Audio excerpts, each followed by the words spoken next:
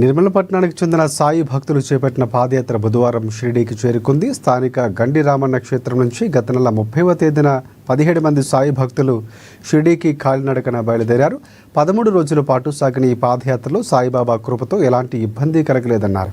ఈ పాదయాత్ర కోసం సాయి దీక్ష సేవా సమితి అధ్యక్షులు లక్కడి జగన్మోహన్ రెడ్డి అందించిన సహకారం మరువలేదన్నారు.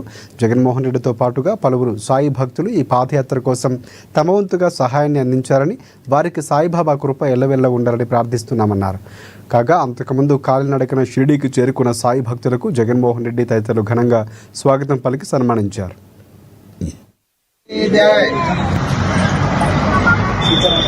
పాదయాత్రగా షిరిడీకి 15 రోజుల కొనసాగడం జరిగింది.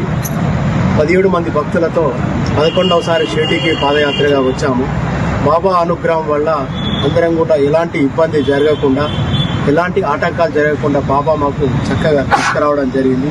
అదే మాదిరిగా మాకు సహకరించినటువంటి జగన్మోహన్ రెడ్డి అన్న గారికి, మరి అదే మాదిరిగా దాతలకు, మరి మార్గమధ్యంలో మాకు సహకరించినటువంటి భక్తులందరికీ కూడా బాబా కృపా కటాక్షాలు ఉండాలని కోరుకుంటున్నాను. అదే మాదిరిగా ప్రతి సంవత్సరం కూడా సాయి దీక్ష సేవా సమితి అధ్యక్షులు లక్కడి జగన్మోహన్ రెడ్డి గారి ఆధ్వర్యంలో ఈ పాదయాత్ర కొనసాగుతున్నది. వారికి, వారి కుటుంబానికి బాబా యొక్క ఆశీస్సులు ఉండాలని కోరుకుంటున్నాను.